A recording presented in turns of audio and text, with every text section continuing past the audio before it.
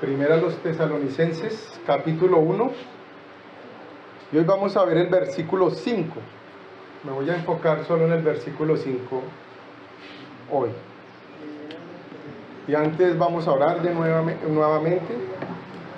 Buen Dios y Padre Celestial, una vez más venimos delante de ti en el nombre de nuestro Señor Jesucristo.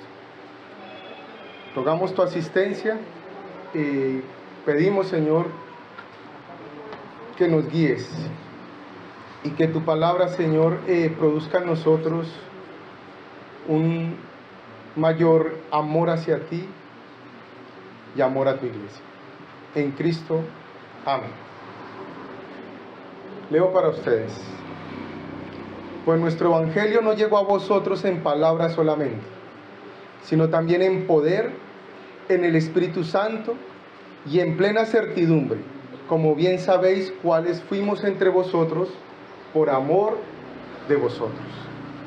El título del sermón es Proclamación del Evangelio. En los versículos anteriores vimos las oraciones de los misioneros a favor de la iglesia en Tesalónica. Ellos reconocían la obra de Dios en medio de esa iglesia joven y daban gracias a Dios en sus oraciones constantemente por la fe genuina de la iglesia en Tesalónica. Ahora, el versículo 5 nos va a informar cómo los misioneros proclamaron el evangelio en Tesalónica. Y es interesante que el apóstol Pablo, al referirse al evangelio, haga una distinción. Noten ahí que hay un pronombre personal. Ese pronombre personal es nuestro evangelio, pero el pronombre es nuestro. Y creo por el contexto que Pablo quiere enfatizar la distinción entre el judaísmo y el cristianismo en ese tiempo. Y hoy, ustedes saben que no acostumbro a citar mucho texto, pero hoy sí vamos a ver bastantes textos, entonces voy a ir rápido también por el tiempo. Bueno, yo lo cito y yo mismo lo leo. Bueno, entonces vamos por un momento al libro de Hechos de los Apóstoles, que nos da el contexto de cómo llegó el evangelio a Tesalónica. Hechos capítulo 17, versículo 1. Dice: pasando por Anfípolis y Apolonia, llegaron a Tesalónica, donde había una sinagoga de los judíos. Versículo 4, Hechos 17, 1. Y algunos de ellos creyeron y se juntaron con Pablo y con Silas, y de los griegos piadosos gran número, y mujeres nobles no pocas. La colonia judía en Tesalónica debió ser numerosa al principio de la era cristiana, porque poseía sinagoga propia, y tener sinagoga en una ciudad tan lejana de Jerusalén significaba la presencia de un número grande de judíos en dicha ciudad, junto con no pocos prosélitos. Y también significaba tener privilegios sociopolíticos y económicos para construirla. Y como acabamos de leer en Hechos indica la presencia de judíos entre los tesalonicenses. Y la misma escritura nos lo dice, que ellos, los judíos, llevaban el mensaje del judaísmo con el propósito de hacer prosélitos o discípulos de la religión monoteísta, con todas sus implicaciones.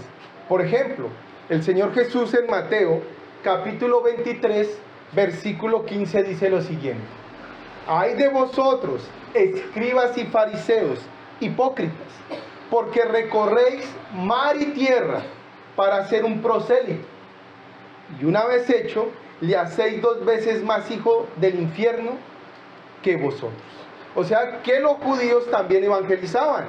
Ahí lo vemos, para traer prosélitos. Los judaizantes enseñaban el monoteísmo o el culto a un solo Dios, el Dios del Antiguo Testamento, y también enseñaban la esperanza de un Mesías que restauraría la nación de Israel a un estado pleno. Pero adicional a esas enseñanzas, añadieron regulaciones que Dios no había dado para el pueblo de Israel, con implicaciones legalistas en la vida práctica de los judíos y en aquellos que se convertían al judaísmo. Sus líderes religiosos entendieron e interpretaron de una manera equivocada las profecías del Antiguo Testamento referentes al Mesías. ¿Ustedes me están escuchando? ¿Sí? Es que me falta un retorno, yo creo que no me escuchan. Referente al Mesías. Por tal motivo, cuando vino Jesús presentándose como Hijo de Dios y afirmando que las profecías del Antiguo Testamento se cumplieran en él, lo rechazaron vehementemente, hasta el punto de llevarlo a la cruz. Y posteriormente fueron enemigos de la fe cristiana y perseguidores acérrimos de la iglesia del Señor. Ahora, con la llegada de Pablo y su equipo de misiones a Tesalónica, va a ser proclamado y explicado el mensaje del Antiguo Testamento, mostrando a la audiencia que dicho mensaje apunta a la persona del Señor Jesucristo, lo cual molesta a los líderes religiosos de la sinagoga en Tesalónica. Y también es importante notar que para muchos habitantes de Tesalónica, la distinción entre judíos y cristianos no pudo ser observada con mucha precisión. Pablo era judío, por lo tanto creían que la presencia de estos hombres anunciando la buena nueva o el evangelio era promovida por los mismos judíos que vivían en Tesalónica y que se trataba de una invitación para asistir a la sinagoga judía. Es por eso que Pablo comienza a marcar las diferencias de su predicación. Ahora, ¿cuáles son esas diferencias? Y de aquí en adelante voy a desarrollar el sermón por medio de dos diferencias. El sermón va a estar estructurado en 2 puntos. Primer punto, el mensaje enseñado por Pablo y su equipo misional en Tesalónica. Y el segundo punto, el evangelio enseñado por Pablo y su equipo misional fue en el poder del Espíritu Santo. Esos son los 2 puntos que voy a tratar. Vamos al primero. El evangelio enseñado por Pablo y su equipo misional en Tesalónica. Vamos otra vez de nuevo a la carta. Primera a los Tesalonicenses, capítulo 1, versículo 5. Dice: pues nuestro evangelio no llegó a vosotros en palabras solamente, sino en poder, en el Espíritu Santo y en plena certidumbre, como bien sabéis cuáles fuimos entre vosotros, por amor de vosotros. Noten que en primer lugar el apóstol enfatiza nuestro evangelio. Ahora, ¿cuál es ese evangelio? ¿Cuál es ese mensaje que Pablo y sus compañeros de misión llevaron a Tesalónica? Bueno, el libro de Hechos nos da más claridad del mensaje evangélico que recibieron en Tesalónica. Pero antes de desarrollar este punto, permítanme ponerlos en contexto de cómo era que Pablo y sus compañeros de misión desarrollaban esa labor evangelizadora. Vamos a Hechos, capítulo 17, versículos 1 y 2.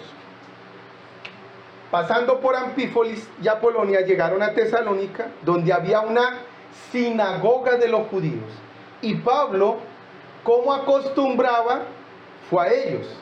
Y por 3 días de reposo discutió con ellos. Lucas relata la forma de cómo Pablo y sus compañeros de misión acostumbraban realizar ese contacto inicial. En primer lugar, noten, dicen ir a la sinagoga de los judíos, ¿cierto? Y lo vemos en el versículo 2.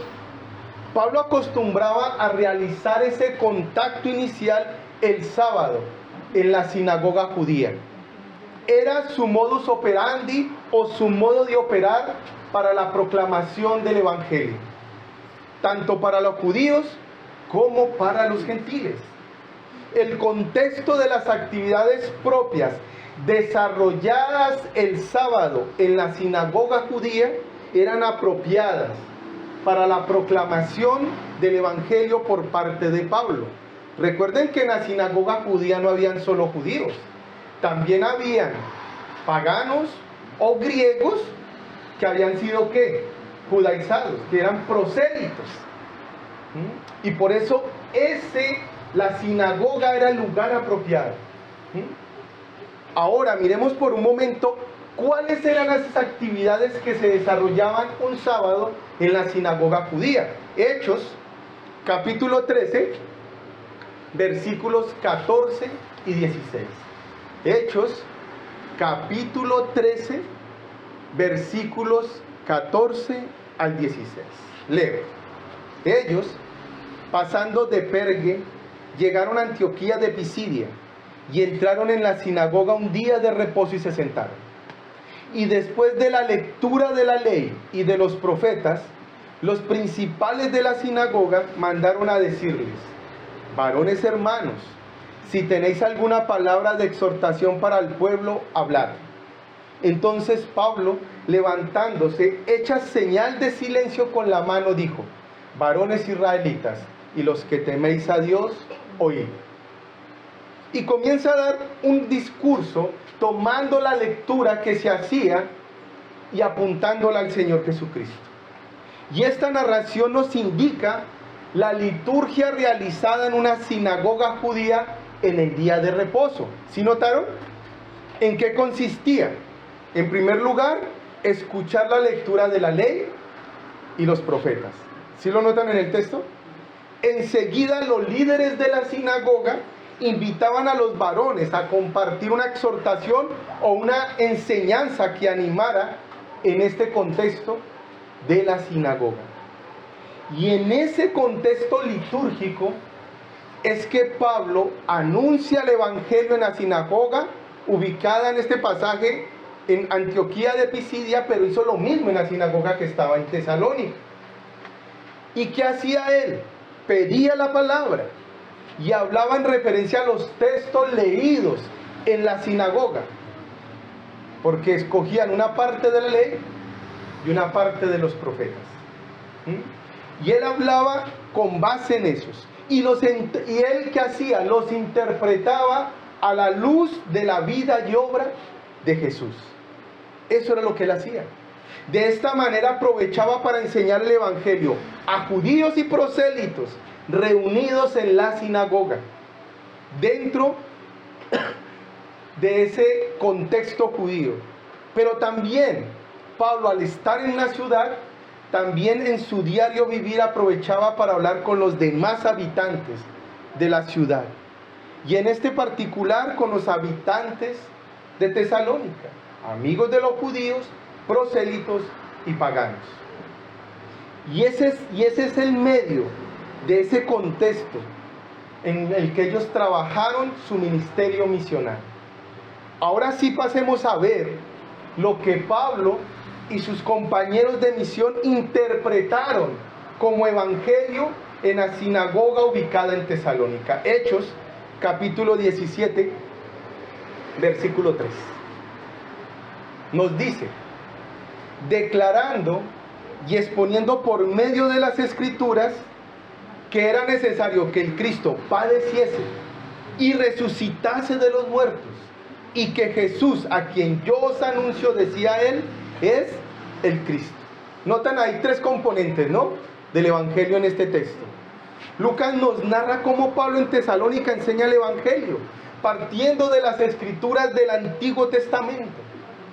Él entendía que la ley y los profetas hablaban de la obra que iba a realizar Jesús a favor de su pueblo escogido, y nos da tres características de esa obra.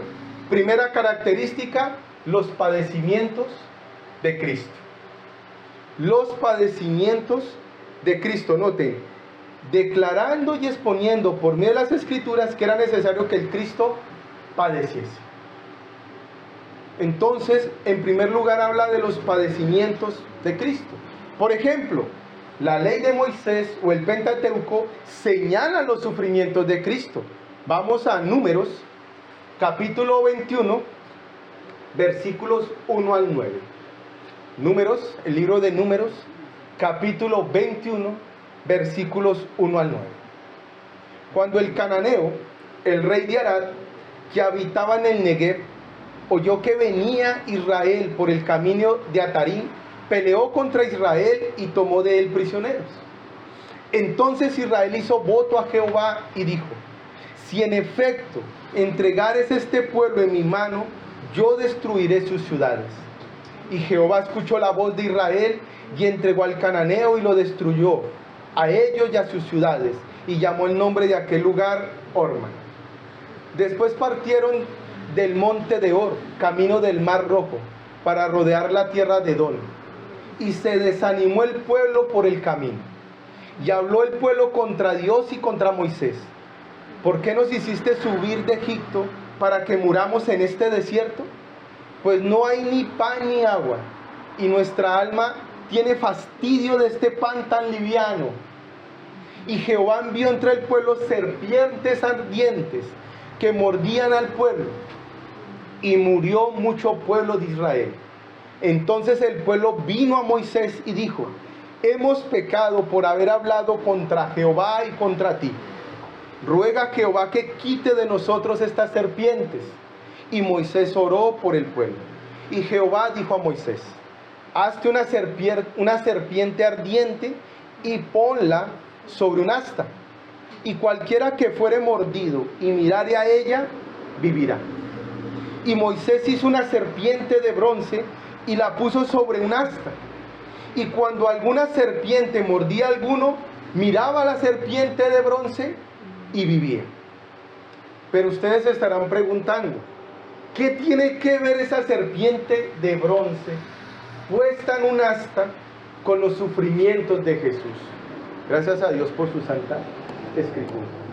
El apóstol Juan nos da la respuesta. Vamos al Evangelio de Juan, capítulo 3, versículos 13 al 15.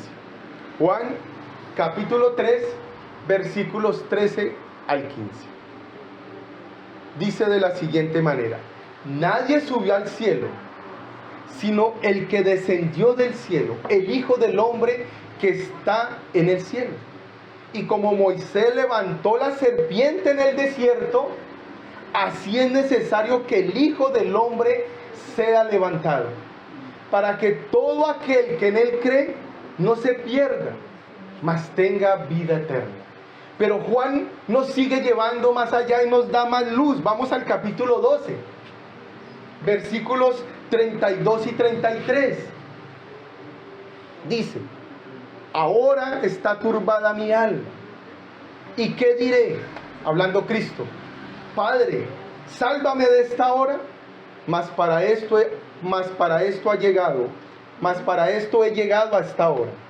Padre, glorifica tu nombre. Entonces vino una voz del cielo: lo he glorificado y lo glorificaré otra vez. Y la multitud que estaba allí y había oído la voz decía que había sido un trueno. Otros decían: un ángel le ha hablado. Respondió Jesús y dijo: no ha venido esta voz por causa mía, sino por causa de vosotros. Ahora es el juicio de este mundo. Ahora el príncipe de este mundo será echado fuera. Y yo, si fuere levantado de la tierra, a todos atraeré a mí mismo. Y decía esto, dando a entender de qué muerte iba a morir. Claro, ahora sí lo de la serpiente en el Antiguo Testamento, ¿qué estaba prefigurando?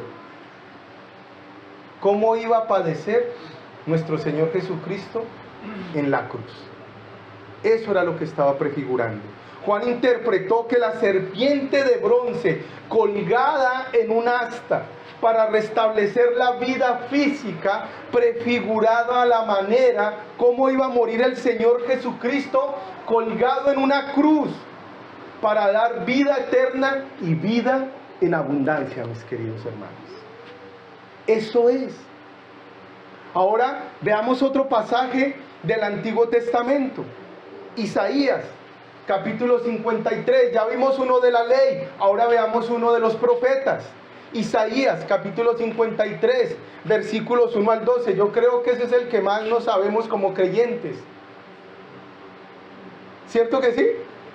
Ahora, ¿será que sí lo hemos asimilado? Es la pregunta. Leo para ustedes. ¿Quién ha creído a nuestro anuncio? ¿Y sobre quién se ha manifestado el brazo de Jehová? Subirá cual renuevo delante de él, y como raíz de tierra seca. No hay parecer en él, ni hermosura. Le veremos, mas inatractivo para que le deseemos. Despreciado y desechado entre los hombres, varón de dolores, experimentado en quebranto, y como que escondimos de él el rostro. Fue menospreciado y no lo estimamos. Ciertamente él llevó nuestras enfermedades y sufrió nuestros dolores, y nosotros lo tuvimos por azotado, por herido de Dios y abatido. Mas el herido fue por nuestras rebeliones, molido por nuestros pecados. El castigo de nuestra paz fue sobre él, y por sus llagas fuimos nosotros curados. Todos nosotros nos descarriamos como ovejas, cada cual se apartó por su camino, mas Jehová cargó en él el pecado de todos nosotros. Angustiado él y afligido, no abrió su boca. Como cordero fue llevado al matadero, y como oveja delante de sus trasquiladores enmudeció y no abrió su boca. Por cárcel y por juicio fue quitado. Y su generación, ¿quién la contará? Porque fue cortado de la tierra de los vivientes, y por la rebelión de mi pueblo fue herido. Y se dispuso con los impíos su sepultura, mas con los ricos fue en su muerte, aunque nunca hizo maldad, ni hubo engaño en su boca. Con todo eso, Jehová quiso quebrantarlo, sujetándole a padecimientos. Cuando haya puesto su vida en expiación por el pecado, verá linaje, vivirá por largos días, y la voluntad de Jehová será en su mano prosperada. Verá el fruto de la aflicción de su alma, y quedará satisfecho. Por su conocimiento justificará mi siervo justo a muchos, y llevará las iniquidades de ellos. Por tanto, yo le daré parte con los grandes, y con los fuertes repartirá despojos. Por cuanto derramó su vida hasta la muerte, y fue contado con los pecadores, habiendo él llevado el pecado de muchos, y orado por los transgresores. Qué bendito evangelio acá en estas palabras, ¿cierto, mis hermanos? El profeta Isaías describe los padecimientos del Señor de una manera desgarradora, mis hermanos. Y permítanme especular, esto es solo especular, ¿no? Me imagino cómo las lágrimas descendían por las mejillas del profeta Isaías, mientras proclamaba estas palabras tan descriptivas, dadas por Dios para el pueblo de Israel. Y estas palabras venían cargadas de esperanza para el pueblo. ¿Qué contraste vemos en este pasaje? Los padecimientos de Cristo, para que nosotros no padezcamos la ira de Dios. Ese es el contraste que vemos aquí. En otras palabras, el sufrimiento de uno trae paz y vida a otros, mis hermanos. El padecimiento del Señor Jesucristo, el cual lo llevaría hasta la muerte y muerte de cruz, para que el pueblo escogido por Dios no sufriera pena de eterna condenación. Por otro lado, Lucas en su evangelio narra que el mismo Señor Jesucristo cita las escrituras del Antiguo Testamento que hablan de sus padecimientos. Lucas capítulo 24, versículos 24 al 27. Leo. Lucas capítulo 24, versículos 24 al 27. Dice: y fueron algunos de los nuestros al sepulcro, y hallaron así como las mujeres habían dicho, pero a él no le vieron. Entonces él les dijo: oh insensatos y tardos de corazón para creer todo lo que los profetas han dicho. ¿No era necesario que el Cristo padeciera estas cosas y que entrara en su gloria? y comenzando desde Moisés y siguiendo por todos los profetas, les declaraba en todas las escrituras lo que de él decían. Esto es en el contexto de la resurrección del Señor. Mis hermanos, ¿sí vamos entendiendo el punto? Cuando en la sinagoga se daba la lectura a las escrituras, se tomaban porciones de la ley y también de los profetas. Y en esos escritos se anunciaba por un lado los padecimientos que el Señor experimentaría para redimir al pueblo escogido de Dios. Y Pablo y sus compañeros de misión los interpretaron a la luz de la vida y obra del Señor Jesucristo. Y aún más contundente, el mismo Señor declara que todo el Antiguo Testamento testifica de principio a fin de su obra redentora.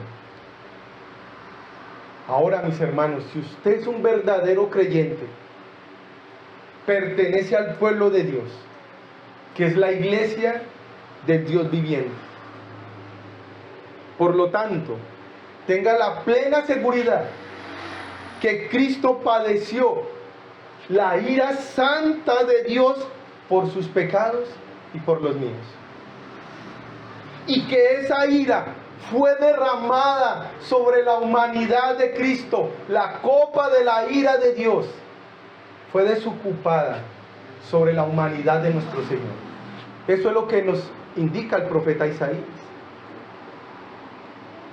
El castigo que nosotros merecíamos por nuestros pecados, Cristo en amor los padeció y los soportó hasta la muerte y muerte de cruz.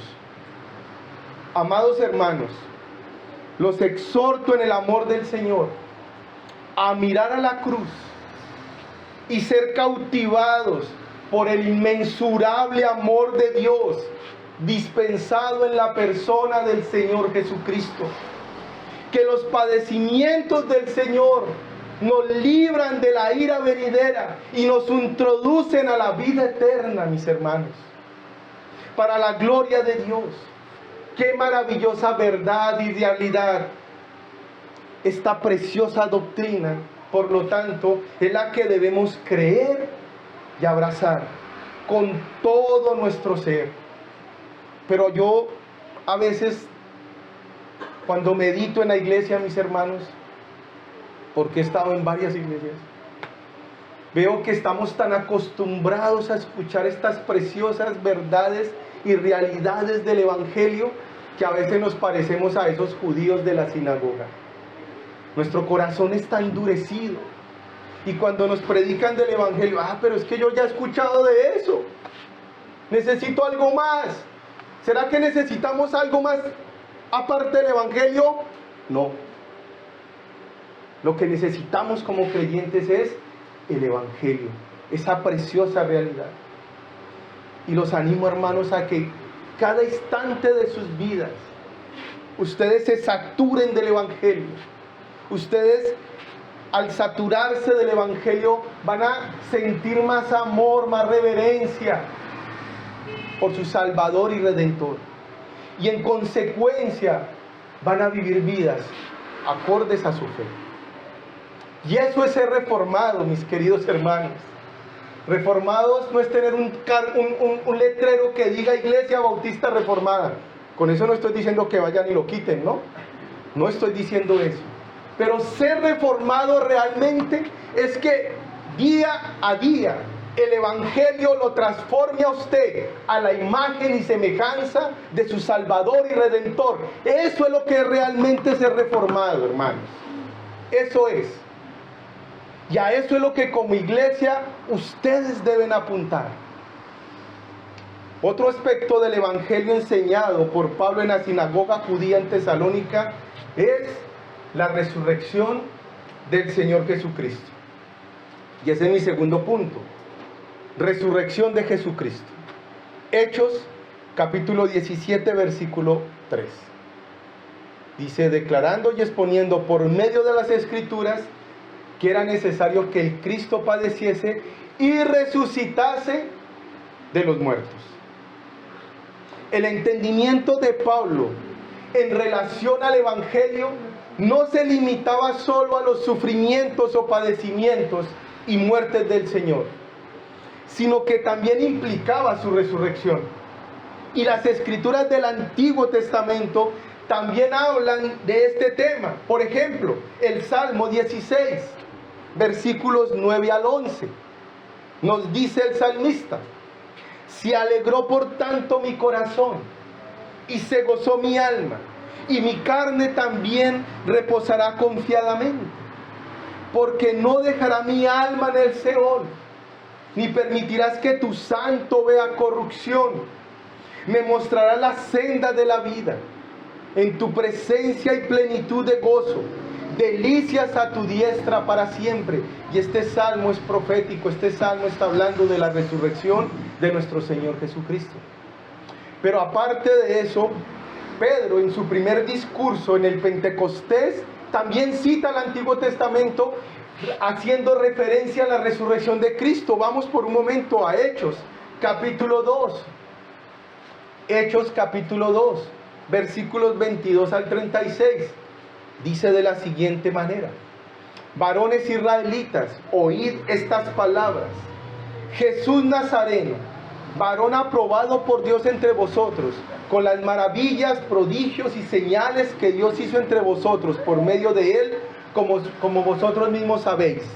A este, entregado por el determinado consejo y anticipado conocimiento de Dios, prendisteis y matasteis por manos de inicuo, crucificándole, al cual Dios levantó, suelto los dolores de la muerte, por cuanto era imposible que fuera retenido por ella. Porque David dice de él, y acaba de citar el Salmo, porque David dice de él: veía al Señor siempre delante de mí, porque está a mi diestra, no seré conmovido. Por lo cual mi corazón se alegró y se gozó mi lengua, y aún mi carne descansará en esperanza, porque no dejará mi alma en el Hades, ni permitirás que tu santo vea corrupción. Me hiciste conocer los caminos de la vida, me llenarás de gozo con tu presencia. Varones hermanos, se os puede decir libremente del patriarca David, que murió y fue sepultado, y su sepulcro está con nosotros hasta el día de hoy. Pero siendo profeta y sabiendo que con juramento de Dios le había jurado que de su descendencia en cuanto a la carne levantaría a Cristo para que se sentase en su trono, viéndolo antes, habló de la resurrección de Cristo, que su alma no fue dejada en el Hades, ni su carne vio corrupción. A este Jesús resucitó Dios, del cual todos nosotros somos testigos. Así que exaltado por la diestra de Dios, y habiendo recibido del Padre la promesa del Espíritu Santo, ha derramado esto que vosotros ves y oís. Porque David no subió a los cielos, pero él mismo dijo el Señor a mi Señor: siéntate a mi diestra, hasta que ponga a tus enemigos por estrado de tus pies. Sepa pues ciertísimamente toda la casa de Israel, y a este Jesús a quien vosotros crucificasteis, Dios le ha hecho Señor y Cristo. Creo que ese pasaje es muy claro, ¿cierto? Hermanos, el apóstol Pedro, cuando emitió su primer sermón en la celebración del Pentecostés, citó el Salmo 16 y citó el Salmo 111 y los interpretó a la luz de la resurrección del Señor Jesucristo. Pero otro aspecto de suma importancia en el mensaje del Evangelio era este, y el mismo apóstol Pablo entiende que esas profecías del Antiguo Testamento referentes a la resurrección del Señor Jesucristo apuntaban a ese hombre hebreo. Y él lo dice en una de sus cartas, primera a los Corintios, capítulo 15, versículos 1 al 8. Primera a los Corintios, capítulo 15, versículos 1 al 8. Dice: además os declaro, hermanos, el evangelio que os he predicado, el cual también recibisteis, en el cual también perseveráis, por el cual asimismo, si retenéis la palabra que os he predicado, sois salvos, si no creéis en vano. Porque primeramente os he enseñado lo que asimismo recibí, que Cristo murió por nuestros pecados conforme a las Escrituras, y que fue sepultado, y que resucitó al tercer día conforme a las Escrituras, y que apareció a Cefas, y después a los 12. Después apareció a más de 500 hermanos a la vez, de los cuales viven muchos aún, y otros ya duermen. Después apareció a Jacobo, y después a todos los apóstoles, y al último de todos, como un abortivo, me apareció a mí.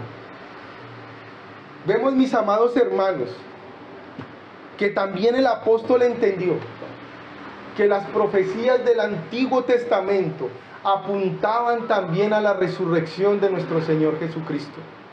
Y los discípulos del Señor fueron testigos presenciales de la resurrección de Jesús.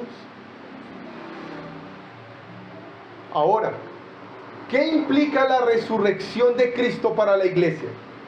Acompáñenme por un momento a la carta a los Romanos, capítulo 4, versículos 24 al 26. Romanos, capítulo 4, versículos 24 al 26. Dice: sino también con respecto a nosotros, a quienes ha de ser contada, esto es, a los que creemos en el que levantó de los muertos a Jesús, Señor nuestro, el cual fue entregado por nuestras transgresiones y resucitado para nuestra justificación. Pero mire más adelante lo que dice el apóstol Pablo en Romanos capítulo 6, versículos 1 al 14. Romanos capítulo 6, versículos 1 al 14. Dice: ¿qué pues diremos? ¿Perseveraremos en el pecado para que la gracia abunde? En ninguna manera. Porque los que hemos muerto al pecado, ¿cómo viviremos aún en él? ¿O no sabéis que todos los que hemos sido bautizados en Cristo Jesús, hemos sido bautizados en su muerte? Porque somos sepultados juntamente con él para muerte por el bautismo, a fin de que como Cristo resucitó de los muertos por la gloria del Padre, así también nosotros andemos en vida nueva. Porque si fuimos plantados juntamente con él en la semejanza de su muerte, así también lo seremos en la de su resurrección. Sabiendo esto, que nuestro viejo hombre fue crucificado juntamente con él, para que el cuerpo de pecado sea destruido, a fin de que no sirvamos más al pecado. Porque el que ha muerto ha sido justificado del pecado. Y si morimos con Cristo, creemos también que viviremos con él, sabiendo que Cristo, habiendo resucitado de los muertos, ya no muere. La muerte no se enseñorea más de él, porque en cuanto murió, al pecado murió una vez y por todas. Mas en cuanto vive, para Dios vive. Así también vosotros, considerados muertos al pecado, pero vivos para Dios en Cristo Jesús, Señor nuestro. No reine pues el pecado en vuestro cuerpo mortal, de modo que lo obedezcáis en sus concupiscencias, ni tampoco presentéis vuestros miembros al pecado como instrumentos de iniquidad, sino presentaos vosotros mismos a Dios como vivos de entre los muertos, y vuestros miembros a Dios como instrumentos de justicia. Porque el pecado no se enseñoreará de vosotros, pues no esto es bajo la ley, sino bajo la gracia. Esta es la parte práctica de la justificación. Si usted es un justificado, tiene una vida acorde a esa justificación, una vida santa, una vida piadosa. Y Pablo en estos pasajes nos enseña el paquete de bendiciones que vienen acompañados con la resurrección del Señor a su iglesia. Una de esas bendiciones es creer en Dios Padre y creer en su poder soberano. Otra es la justificación.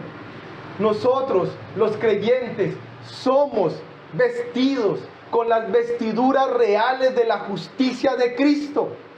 Ya no tenemos deudas ante la majestad. Cristo lo pagó absolutamente todo. Y aparte de eso nos justificó, nos puso en paz con Dios. Pero también otro paquete, otra bendición que viene acompañada con la resurrección es vida espiritual, derrota del poder del pecado. Amados hermanos, este paquete de bendiciones para la iglesia que trae consigo la resurrección de nuestro Señor debe ser un aliciente para que perseveremos piadosamente en la vida cristiana, con la certeza que somos libres del pecado, ya no somos esclavos de él. El Señor nos libertó en su resurrección del pecado y de la muerte. Vivamos pues de una manera que honre la obra del Señor a nuestro favor. Y ahora veamos ese último aspecto del Evangelio que Pablo predicó en la sinagoga de Tesalónica. Reconocimiento de Jesús como el ungido. Noten la parte final de Hechos capítulo 17 versículo 3. Y que Jesús, a quien yo os anuncio, decía él, es el Cristo. Es interesante el orden, cómo presenta el apóstol Pablo el Evangelio en la sinagoga en Tesalónica, tomando las escrituras del Antiguo Testamento, interpretándolas en relación a Jesús y su obra redentora. En primer lugar, presenta los sufrimientos del ungido. En segundo lugar, la resurrección del ungido.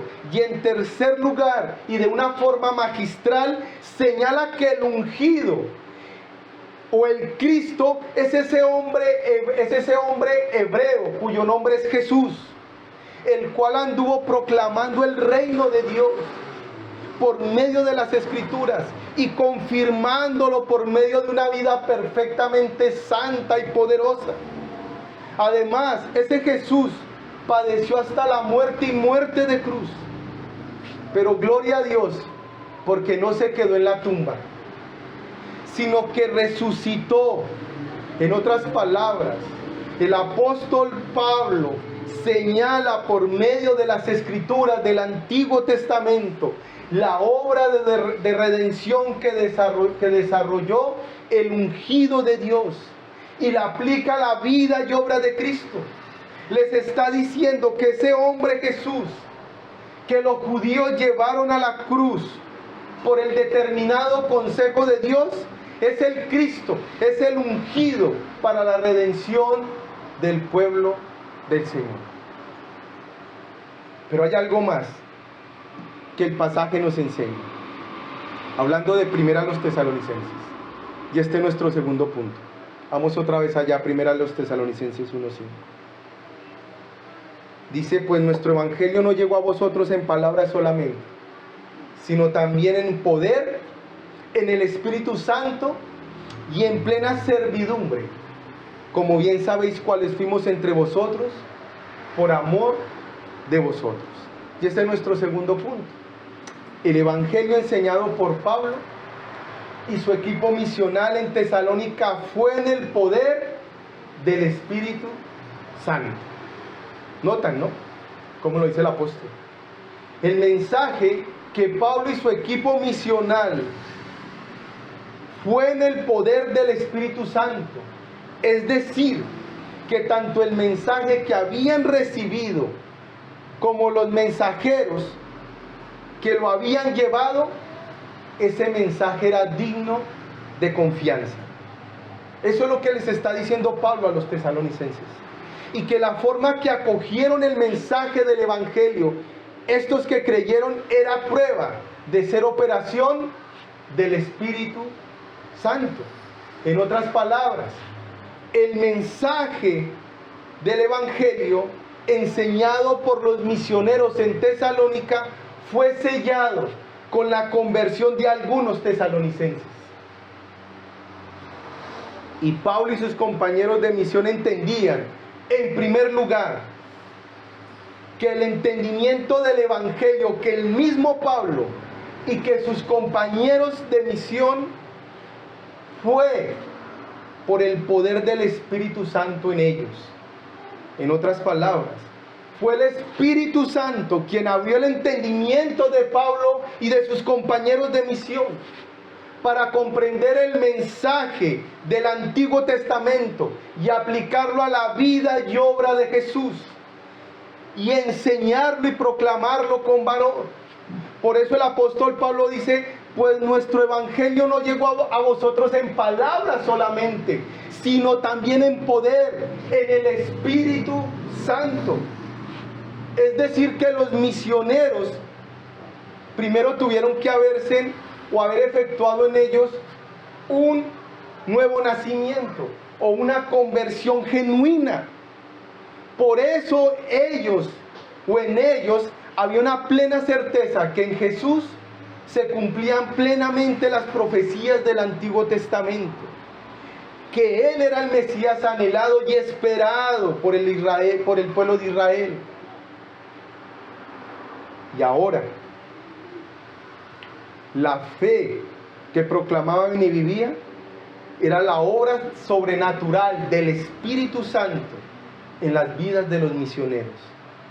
Por tal motivo, el evangelio que ellos proclamaban no era simplemente una especulación o un ejercicio intelectual simplemente, sino el cumplimiento del tiempo señalado por las Escrituras y sellado por el Espíritu Santo en el corazón y las mentes de los que estaban ordenados para vida eterna. Es decir, que su mente y corazón estaban anclados firmemente en el mensaje que ellos mismos predicaban. Por eso, mis hermanos, aquí, antes de escoger un pastor, asegúrense en que sea un pastor regenerado, porque hay pastores impíos, no regenerados, mis queridos hermanos. Y esa es una realidad que vemos en la iglesia de hoy, aún dentro de las iglesias reformadas, que hay mucho pastor intelectual, pero le falta amor por la iglesia. Y cuando a un pastor le falta amor por la iglesia, es muy posible que no sea regenerado.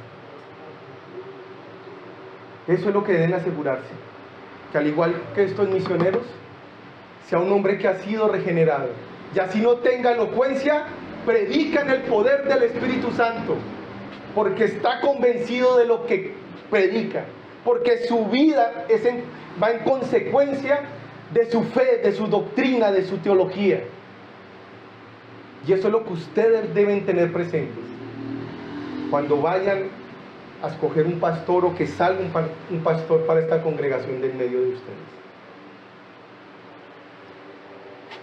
En segundo lugar, ese evangelio que enseñaba Pablo y sus compañeros de misión en el poder del Espíritu Santo había producido en ellos una profunda certeza que las buenas nuevas de salvación no eran exclusivas para los hebreos, sino que también eran dispensadas para el pueblo gentil.